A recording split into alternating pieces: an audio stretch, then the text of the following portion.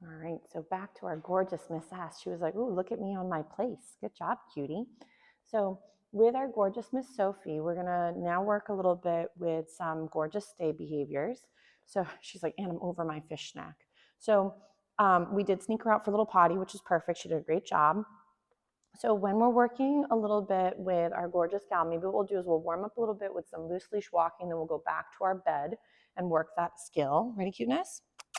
So she's getting a little bit tired. She's obviously been here practicing some skills, working with some of her new friends. So when we do practice at home, I'd recommend to keep your training session short and sweet, like we mentioned a little bit earlier. But it's easier for them to also retain the information if the training sessions are not gigantic. So typically I'd recommend like 5 to 10 minutes, work a few skills, and then give them a break to go take a nap or go for an outdoor outing or whatever it might be. So for our gorgeous gal, well, she says, I'm slightly intrigued. I have a little bit of a sweet potato chew. So I had one of these out just so that way they had something to maybe chew on if they wanted to. So what we're going to try to do with our gorgeous gal is practice maybe, again, if she's a little fatigued, we'll do more loose leash walking a little bit later. But we're going to see if we can get her to go up onto the bed. Ready, cuteness? If she's a little bit unsure, I might simply put a little target snack on there, help her hop up. So in the beginning, when working our place behavior, I like to go ahead and just make it fun that every time you go to your target, good things happen. We don't necessarily have to go right into the stay behavior if we're just for right now building up value in the target for starters. So for our gorgeous Miss S, while she's just hanging out over here, again, I haven't applied the stay behavior, but we're just going to go ahead and keep creating this really nice association where a lot of great things happen when you're on your target bed or cot or whatever it might be. So ready? Sophie, come. So work a little check-in. Oh my goodness, so tired. Good job, cutie. So let's say, for example, we're going to try a little bit with our place behavior and then also applying our stay. We might go ahead, go ahead and first lure the puppy onto the item or toss a snack to get her to help fully target the zone. Good job, cutie. Then from here, if let's say she's doing some very nice paws up. I know we worked on that earlier with the bowls. So I might plop the food out, see if we can get her all the way on. Nice job, cutie.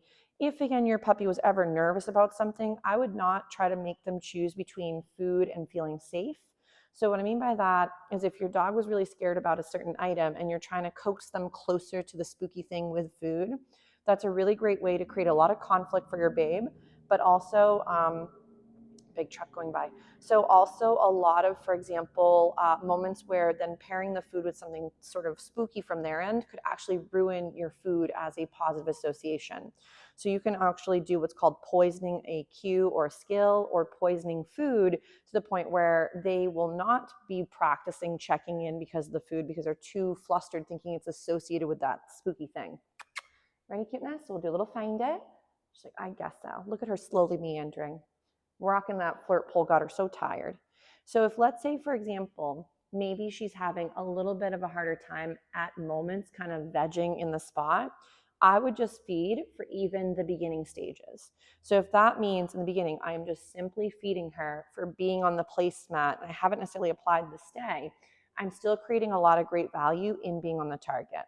Let's say as she's getting more comfortable, we might get a little sit from our gorgeous gal. I know lots of good noisy trucks going by. So if she's not as intrigued, she could be also getting fatigued. So remember, they may only have so much oomph in her before she gets a little tired. She's also maybe slightly interested in something to work on chew-wise. So maybe what I'll do is I'll quickly grab a little something from the closet. Sorry, I'm going to be out of range for like just a moment, but I want to grab a little chew item for her and see if she'd like to go chew on this while she's on her little cot. Ready, cuteness? This way. Good job. So we'll bring her back on over.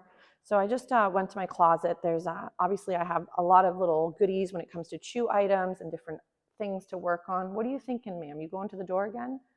She's like, maybe I'd like to go back outside. So she did go out, she did go potty, but she hasn't gone number 2. So I don't know if there's maybe a potty break on her agenda in a little bit again. Ready? So I have this lovely little antler. I put a little bit of something on it. So another great way to build up sort of an association with a target spot is to sometimes pair it with a chew or a lick item and start to help them feel that good things happen when you are stationary. If, for example, being stationary seems like the silliest thing ever for your puppy, this would be something I'd want to work on as much as you're working on, for example, working sits or downs or name recognition. But remember, if your puppy shows a lot of fear or anxiety around a certain target, for now, just do it on no target and just build up value in hanging out in a spot. She's like, I'm going to take this and go somewhere else. I think she's used to her cute little bed too. This again is gigantic in comparison to her. So we may find next time when I work a little bit with some of these place behaviors, and I'll take a little blanket and I'll plop it out for her, because sometimes the squishy material feels more like a dog bed for her too. What do you think, cutie? She's like, I'm just going to practice wiggling and biting at my bone. So we might do another little find it to get her up and moving. I'm going to see if I can, again, maybe if the cot is a little bit overwhelming, I know she just went on it. Maybe what I'll do is I'll grab a blanket next time. Ready? We'll try to preload her little chew item again with some more snacks. See if we can get her to kind of hold her position with her chew item and build up from there. So you'll see that again, I don't rush the steps. So there might be moments where your babe is feeling immensely comfortable, ready to rumble, doing a great job with their skill set.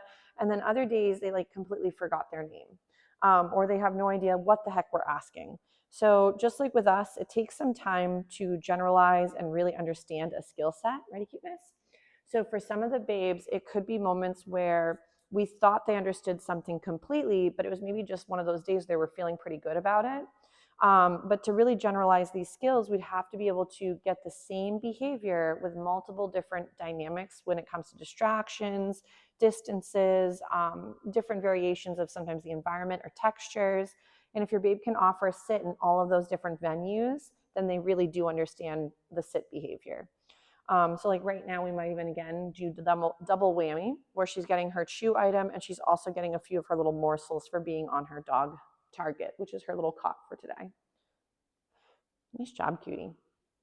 So this is also kind of helping her, not that she does any resource guarding, but like let's say, for example, she does have a valuable item from her perspective and we're doing a bit with this treat and retreat. This can also be a great way to almost make it where you come closer. The thing that they already have became even better than it once was when you weren't there. So this could be, again, a little bit of that treat and retreat exercise, where as you're kind of going by the pup or passing them while they're chewing on something or licking on an item, or even eating from their food dish, you can then build up value that when you come near, it doesn't get worse, it actually gets better. Because for a lot of folks, they maybe have been told to like go fiddle with the pup, go pat them when they're eating, go poke your hand in the food dish. These are all really great ways to actually reinforce or create more resource guarding problems. So we want to avoid that because we don't want to, by accident, confuse the puppy, make them overwhelmed, and then create the behavioral problem we didn't want in the first place. She's like, guys, I would love this chew, but I don't think she loves the cot this much. She's like, that's disgusting. So if the cot is not up her alley, what I'll do is I'll maybe grab a blanket the next time. We'll just do that instead of the dog cot, because I think for her, she felt more comfortable on her usual dog bed. But don't worry, you don't have to bring it to day school. I can provide her with a little blanket to use instead. So we'll just move that out of range for now, and we'll go back to working a few little stays, maybe even on the floor.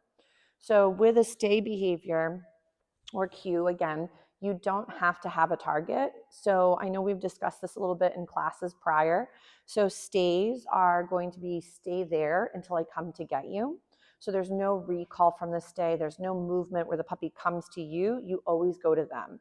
So for, let's say, example, with our gorgeous gal, I'm just going to get her up and wiggling. She's a little tired, so we're getting her maybe up and moving. She's like, lady, I'm ready for my nap. She's doing a good job chomping down on those little fishy snacks. I know, fish and cheese, great combo. She says it's delicious. So let's say, for example, we might go right to a little sniffer just to see if I can get her attention. We'll see if we can get a little sitting from her. If she's a little bit too distracted by the chew item now, and I wanted more focus on me, that's where some of these treat and retreat and also find its can be helpful to get your puppy to disengage from something.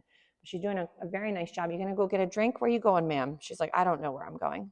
2, getting back into the groove of the program. They're not always going to be ready to rumble or in the greatest mode every time. So if, like, again, the first day back to doggy day school is more kind of feeling it out, getting comfortable with the environment, the funny sights and sounds. Ready? Sophie, come. Yeah, what a good girl. Yes. Then don't fret if even when you're practicing that sometimes you had a game plan thought out for training, but then all of a sudden you didn't do any of it, but you did something else. So your best bet is not to look for perfection, but progress. So if let's say sometimes there's moments where like, you know what, I really wanted to work on stay, but she's maybe not feeling it today. We could rotate and work other skills that she could handle much easier. Ready, Sophie? So maybe what we could do is work a little bit with some eyes. So ready, look. Yes. So if let's say eye contact is more attainable than working a stay, no big deal. So ready, Soph? Look. Yes. So I keep the eye gazes short and sweet. So it's not too challenging. She's doing a very nice job though, very nice check-in. So sometimes you can also capture, she's like, no, I'm full. So you can also sometimes capture behavior that you'd like to have happen again. So remember a lot of times the way we're gonna create behavior for our beauties, and who knows, maybe she's gotta go for another potty break. All right, well, maybe go rock that. But we're gonna create behavior again through luring, capturing, and shaping. So, but we'll dive more into that as well. And I know we've worked on it a little bit in class as well too, and kind of dived into those topics. But Miss S did a really nice job for day number 1 in doggy day school, but she's seeming interested in the restroom. So we'll go for another little potty break for the gorgeous gal. Nice job, madam. But she's doing stellar. So we'll give her a little break and then we'll rotate through the beauties.